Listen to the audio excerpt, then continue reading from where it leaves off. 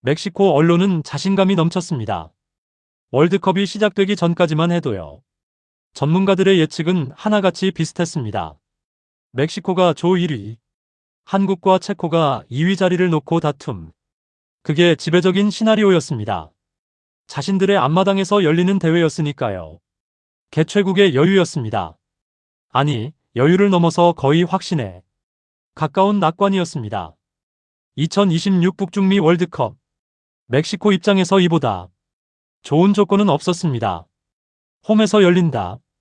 관중이 자기 편이다. 고지대라는 천혜의 무기가 있다. 그리고 상대는 아시아팀이다. 이 네 가지 조건이 맞아떨어진 순간 멕시코 언론은 이미 결론을 내려버린 것이나 다름없었습니다. 그런데 2026 북중미 월드컵은 시작부터 예상을 배신했습니다. 조별리그 첫날부터였습니다. 사우디아라비아가 우루과이를 잡았습니다. 13.1%. 경기 전 사우디의 승리 확률이었습니다. 그 확률을 뚫고 1대1 무승부를 거뒀습니다. 통계적으로 일어나기 어려운 일이 현실이 된 겁니다. 여기서 끝이 아니었습니다. 일본이 네덜란드와 2대2로 비겼습니다. 유럽의 강호 네덜란드. 세계 랭킹 기준으로도 선수 개개인의 이름값으로도 압도적인 팀이었습니다. 그런데 일본이 흔들리지 않았습니다. 오히려 끝까지 밀어붙였습니다. 변방이라고 불리던 아시아 축구가 세계의 턱 밑을 겨누기 시작한 겁니다. 그래도 멕시코는 크게 흔들리지 않았습니다. 아시아니까 설마 우리한테까지야. 그 방어막 같은 생각이 살아있었습니다. 그런데 그 설마가 완전히 무너진 건 과달라하라 스타디움에서였습니다. 한국이 체코를 2대1로 꺾었습니다. 경기가 끝나는 순간 멕시코 현지 분위기가 달라졌습니다. 여유가 사라졌습니다. 그 자리를 경악이 채웠습니다. 멕시코 언론에서 흘러나오기 시작한 목소리는 단순하고 명확했습니다. 한국은 우리가 생각했던 것보다 훨씬 압도적으로 강하다.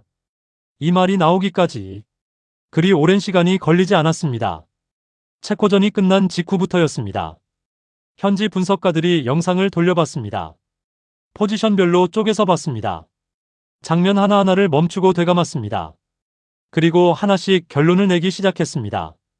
그런데 그 결론의 내용이 예상과 달랐습니다. 멕시코가 두려워하는 게 손흥민이라는 이름 한 개가 아니었습니다. 물론 손흥민은 세계적인 선수입니다. 그건 누구도 부정하지 않습니다. 하지만 멕시코 분석팀이 밤새 비디오를 돌려보며 집중한 건 손흥민 개인의 기술이 아니었습니다. 손흥민을 중심으로 완벽하게 맞물려 돌아가는 한국의 공격 구조 그 자체였습니다. 그게 왜 더 무서운지는 조금 이따 자세히 살펴보겠습니다. 지금 이 시점에서 중요한 건 따로 있습니다. 아시아 축구가 바뀌었다는 겁니다. 예전의 아시아 팀들을 기억하십니까? 월드컵 무대에서 유럽 강팀을 만나면 이름값에 먼저 위축됐습니다.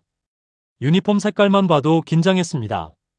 그라운드에 서기도 전에 이미 스스로를 작게 만들었습니다. 지금의 대한민국은 완전히 다릅니다. 김민재는 바이에른 뮌헨의 후방을 책임지고 있습니다. 이강인은 PSG의 심장부에서 성장한 선수입니다. 황인범 역시 유럽 정상급 무대에서 매 주말 싸워온 선수입니다. 이들에게 유럽리그의 피지컬과 압박은 특별한 이벤트가 아닙니다. 매주 치러내는 일상입니다. 체코전에서 실제로 그게 보였습니다. 위축된 건 한국이 아니었습니다. 오히려 체코 선수들이 한국을 의식했고 한국 선수들의 움직임에 끌려다녔습니다. 공포를 상실한 팀만큼 무서운 상대는 없습니다. 그리고 지금 그 팀이 멕시코 앞에 서 있는 겁니다. 멕시코 현지 분위기는 이미 심상치 않습니다. 개막 전 넘쳐 흐르던 자신감은 온데간데 없고 대표팀 훈련장엔 드론까지 띄웠습니다. 짐볼 몸싸움 훈련을 반복하고 있습니다. 비장함을 넘어 초조한 기색이 역력합니다. 반면 한국 대표팀의 분위기는 완전히 반대입니다. 1차전 승리 후에도 흥분하지 않았습니다. 2차전을 앞두고도 가라앉지 않았습니다. 스테디. 그야말로 안정 그 자체입니다. 두 팀 사이의 이온도 차가 경기 전부터 이미 무언가를 말해주고 있습니다. 과달라하라에서 무언가 큰 일이 일어날 것 같다고. 그런데 그게 전부가 아닙니다. 멕시코가 가장 두려워하는 건 아직 이야기하지 않았습니다. 체코 감독은 경기가 끝난 후 굳은 표정으로 기자들 앞에 섰습니다. 그리고 가장 먼저 꺼낸 이름이 손흥민이었습니다. 그런데 이유가 달랐습니다. 골을 넣어서가 아니었습니다. 결정적인 장면을 만들어서도 아니었습니다. 사실 체코전에서 손흥민은 공격 포인트를 단 하나도 기록하지 못했습니다. 그런데도 체코 감독은 말했습니다. 손흥민의 움직임 때문에 우리의 수비 계획은 시작부터 실패했습니다. 이 말의 의미를 제대로 이해하려면 경기 장면을 다시 떠올려야 합니다. 손흥민이 공을 잡습니다. 아니, 공을 잡지 않아도 됩니다. 그냥 움직이기만 해도 됩니다. 그 순간 체코 수비진 전체가 흔들리기 시작합니다. 따라가야 할까? 공간을 지켜야 할까? 이 딜레마가 끊임없이 반복됩니다. 결정을 내려야 하는 순간마다 0.1초씩 늦어집니다. 그리고 그 균열의 틈바구니에서 황인범이 치고 들어옵니다. 이강인의 패스가 살아납니다. 오현규의 파괴력이 터집니다. 막아도 터집니다. 안 막으면 더 크게 터집니다. 멕시코 분석팀이 밤새 비디오를 돌려보며 결론을 내린 핵심이 바로 이겁니다. 한국 공격의 무서움은 특정 선수 한 명에게 있지 않다는 것, 유기적으로 맞물려 돌아가는 구조 자체가 무기라는 것. 생각해보면 이건 더 무서운 이야기입니다. 스타 한 명을 막으면 해결되는 팀은 그나마 대응책이 있습니다. 손흥민을 더블마크하면 된다. 이강인에게 파울을 반복한다. 오현규 앞에 수비를 2명 세운다. 그런데 한국은 그게 통하지 않습니다. 손흥민을 막으러 가면 황인범이 터집니다. 이강인을 잡으러 가면 오현규가 파고듭니다. 오현규를 틀어막으면 손흥민이 등 뒤 공간을 찌릅니다. 이 순환이 끝나지 않습니다. 멕시코 현지 분석가 중 한 명은 이런 표현을 썼습니다. 한국을 상대할 때는 어느 구멍을 막아야 할지 선택 자체가 불가능하다. 선택이 불가능한 수비. 그게 지금 멕시코가 마주한 진짜 공포의 정체입니다. 그런데 여기에 또 하나의 변수가 더해지고 있습니다. 벤치입니다. 선발 라인업만 해도 벅차다는 평가가 나오는 상황에서 교체 카드의 퀄리티가 멕시코를 더 어지럽히고 있습니다. 황희찬이 벤치에서 대기합니다. 조규성이 있습니다. 최근 최고의 컨디션을 보여주는 옌스 카스트로프도 있습니다. 그리고 여기서 끝이 아닙니다.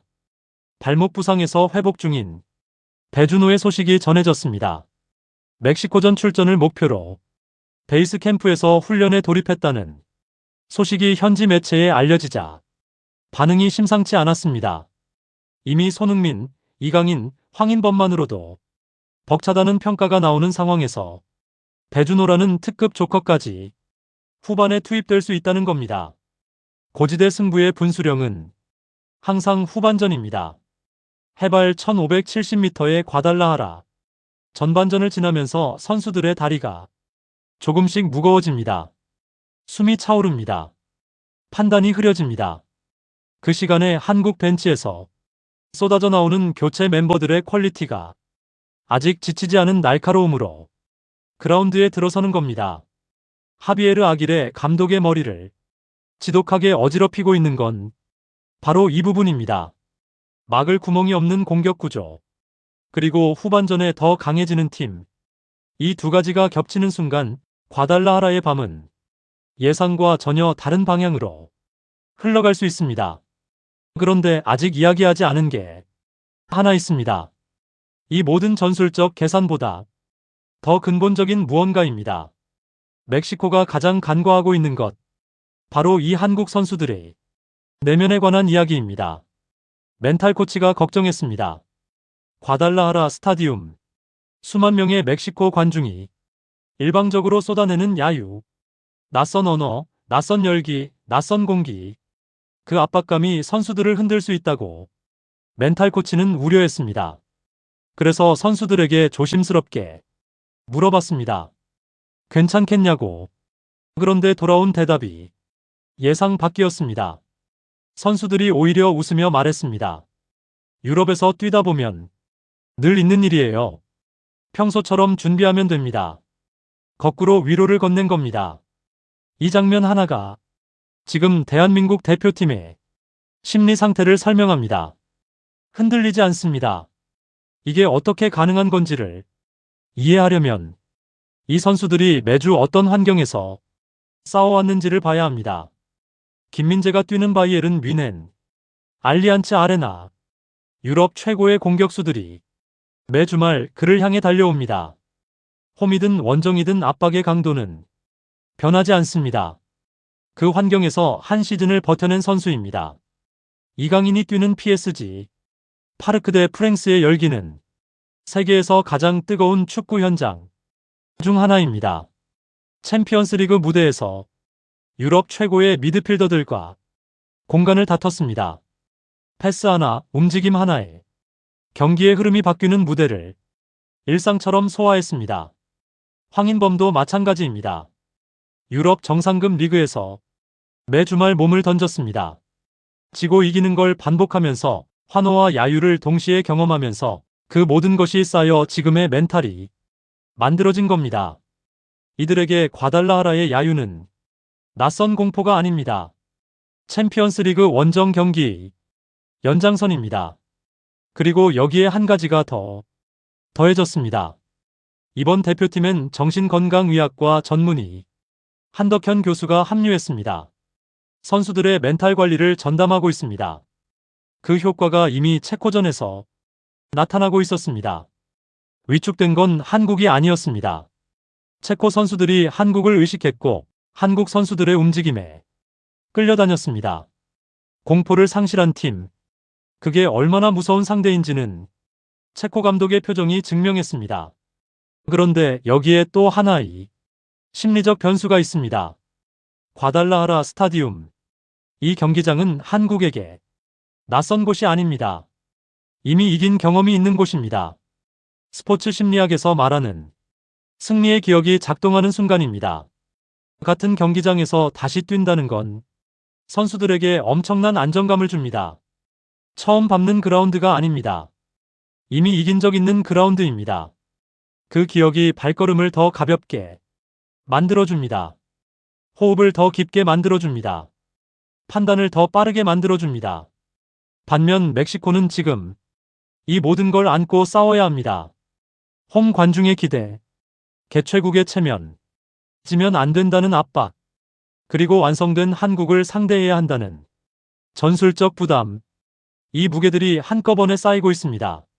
멕시코 훈련장에 드론을 띄우고 짐볼 몸싸움을 반복하는 모습은 비장함이 아니라 초조함에 더 가깝습니다. 그 초조함의 근원이 어디에 있는지를 멕시코 스스로도 알고 있는 겁니다. 공포를 상실한 팀을 상대하는 건 전술적으로도 심리적으로도 가장 어려운 싸움입니다. 이름값이 통하지 않습니다. 분위기로 압도할 수도 없습니다. 그냥 더 잘해야만 이길 수 있습니다. 그런데 지금 멕시코 앞에 선 한국은 단순히 겁이 없는 팀이 아닙니다. 겁이 없으면서도 전술이 완성되어 있고 벤치가 두텁고 멘탈이 단단한 팀입니다.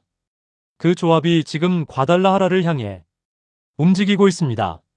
하지만 이 경기엔 아직 이야기하지 않은 변수가 있습니다. 많은 사람들이 간과하고 있는, 그러나 승부의 방향을 완전히 바꿀 수도 있는 그 변수입니다. 해발 1570m입니다. 과달라하라의 고도입니다. 여기에 38도를 웃도는 폭염까지. 전통적으로 이건 멕시코의 무기였습니다. 원정팀은 공기부터 다르다는 걸 몸으로 느껴야 했습니다. 숨이 차오릅니다. 다리가 무거워집니다. 전술을 생각할 여유가 사라집니다. 멕시코는 이 환경에서 수십 년 동안 홈 어드밴티지를 누려왔습니다. 고지대라는 천혜의 조건이 상대팀의 체력을 갉아먹는 동안 멕시코 선수들은 익숙한 공기 속에서 자신들의 축구를 펼쳤습니다. 그런데 이번엔 다를 수 있다는 경고가 나오고 있습니다. 현지 분석가들 사이에서입니다. 이유가 흥미롭습니다. 고지대가 오히려 멕시코의 발목을 잡을 수 있다는 겁니다. 생각해보면 이해가 됩니다. 홈 관중의 열기를 등에 업은 멕시코는 무조건 앞으로 나가야 합니다. 라인을 올려야 합니다. 공격적으로 운영해야 합니다. 개최국입니다. 앞마당입니다. 지는 건 용납이 안 됩니다. 그 압박감이 전술적 선택을 강요합니다. 그런데 그 과정에서 필연적으로 생기는 게 있습니다. 넓은 수비 뒷공간입니다. 그리고 그 공간을 가장 잘 쓰는 팀이 지금 맞은편에 서 있습니다. 손흥민이 있습니다. 황희찬이 있습니다. 이강인이 있습니다. 공간이 열리는 순간 세계에서 가장 치명적인 타격을 입힐 수 있는 선수들입니다. 주도권을 내주고 촘촘한 조직력으로 버티는 한국. 숨이 턱 끝까지 차오르는 고지대에서 끊임없이 전방 압박을 해야 하는 멕시코. 체력적 부담이 누구에게 더 크게 쌓이는지는 굳이 설명하지 않아도 됩니다. 그런데 여기서 멈추면 절반만 본 겁니다. 한국이 이 고지대에서 단순히 버티기만 하는 팀이 아닙니다.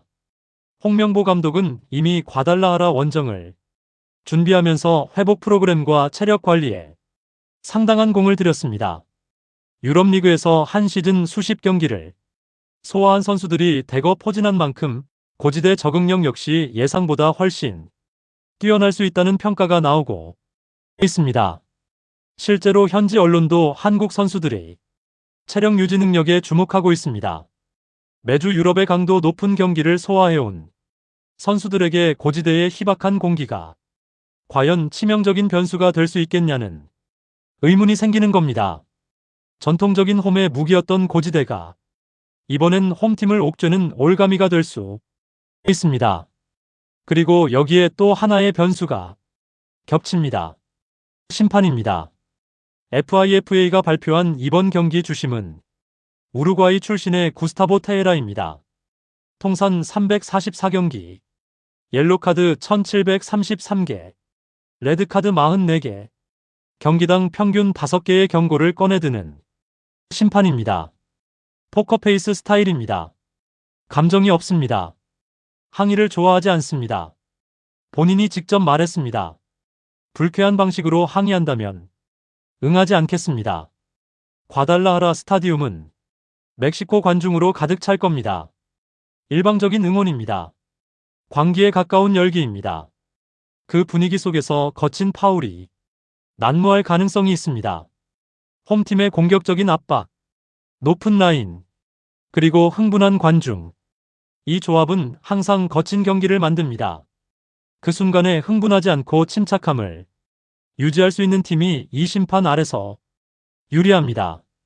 멘탈 코칭으로 다져진 한국이 그 팀이 될 수 있습니다. 그리고 또 하나의 변수가 있습니다. 멕시코 수비의 핵심, 세사르 몬테스의 결장입니다. 1차전에서 남아공을 상대로 수비 라인을 이끌었던 그 선수가 이번 경기에 나오지 못합니다. 이게 얼마나 큰 공백인지는 체코전 장면을 떠올리면 됩니다. 오현규는 체코전에서 압도적인 피지컬로 유럽 수비진을 밀어붙였습니다. 그런데 이제 그 오현규 앞에 몬테스가 없습니다. 급조된 백업 수비진이 섭니다. 두꺼운 변형 103로 멕시코의 초반 공세를 틀어막고 이강인의 롱패스가 멕시코의 넓은 배후 공간을 찌르는 순간 그 시나리오가 극본이 아니라 현실이 될 가능성이 매우 높아지고 있습니다. 고지대의 역설, 포커페이스 심판, 몬테스 결장, 그리고 후반전을 노리는 벤치의 뎁스. 하나하나는 작은 변수처럼 보입니다. 그런데 이것들이 한꺼번에 겹치는 순간 경기의 무게중심이 어느 방향으로 기울지는 분명해집니다. 멕시코는 지금 자신들의 무기가 하나씩 무뎌지는 걸 지켜보고 있습니다. 그리고 아직 이야기하지 않은 마지막 이야기가 남아 있습니다. 숫자로는 설명되지 않는, 그러나 이 경기를 이해하는데 가장 중요한 이야기입니다. 24년 전입니다. 2002년 한일 월드컵이었습니다. 하비에르 아길레 감독은 그때도 멕시코 지휘봉을 잡고 있었습니다. 그리고 아시아 땅에서 미국의 0대2로 덜미를 잡혀 16강에서 탈락했습니다. 그 패배가 얼마나 쓰라렸는지는 굳이 설명하지 않아도 됩니다. 원정이었습니다. 낯선 땅이었습니다. 그래도 아팠습니다. 24년이 흘렀습니다. 이제 그는 자신의 앞마당에서 완전히 진화한 아시아의 호랑이를 다시 마주하게 됐습니다. 그때의 기억이 지금 어떻게 떠오르고 있을지 알 수 없습니다. 하지만 한 가지는 분명합니다. 24년 전 아시아가 아닙니다. 그때 아길의 감독을 무너뜨린 건 미국이었습니다. 이번엔 한국입니다. 그리고 이 경기엔 또 다른 숫자가 하나 더 있습니다. 대한민국 월드컵 조별리그 2차전 전적입니다. 3승 7패. 지독한 기록입니다. 잔혹사라는 말이 붙을 만합니다. 월드컵만 오면 어김없이 2차전에서 무너졌습니다. 2010년 아르헨티나전, 2014년 알제리전, 2018년 멕시코전. 이름만 들어도 가슴이 먹먹해지는 장면들이 있습니다. 그 징크스가 이번에도 반복될 것인가? 그런데 지금 상황을 보면 이번이 그 잔혹사를 끊어낼 가장 적절한 타이밍입니다. 몬테스 결장, 고지대의 역설, 완성된 한국의 전술, 벤치의 특급 조커들, 그리고 흔들리지 않는 멘탈, 모든 조건이 맞아떨어지고 있습니다. 만약 한국이 이 경기를 잡는다면 단순한 1승으로 끝나지 않습니다. 파장이 다릅니다. 16강 조기 확정이 가능해집니다. 어조 1위의 특권이 생깁니다. 그 특권이 뭔지 아십니까? 악명 높은 미국으로의 장거리 이동이 없어집니다. 멕시코시티에 그대로 잔류하며 토너먼트를 치를 수 있습니다. 시차 적응 필요 없습니다. 장거리 비행 필요 없습니다. 이미 익숙해진 환경에서 8강을 바라볼 수 있습니다. 황금 대진표가 완성되는 겁니다. 하지만 그것보다 더 큰 의미가 있습니다. 멕시코가 진짜 두려워하는 건 손흥민이라는 이름 석자가 아닙니다. 손흥민이라는 거인의 어깨 위에서 공포를 잃고 단단한 정신력과 전술적 완성도를 이룩한 대한민국 대표팀 그 자체입니다. 잃을 것이 없는 팀, 당당한 도전자. 그게 지금 한국입니다. 반면 멕시코는 모든 걸 잃을 수 있습니다. 앞마당에서, 자국 팬들 앞에서 그 무게가 다릅니다. 그 압박이 다릅니다. 드론까지 띄운 훈련장, 짐볼 몸싸움을 반복하는 선수들, 비장함을 넘어선 초조함, 멕시코의 훈련장 분위기가 그걸 말해주고 있습니다. 78년의 라이벌 역사가 다시 한번 새로운 장을 씁니다.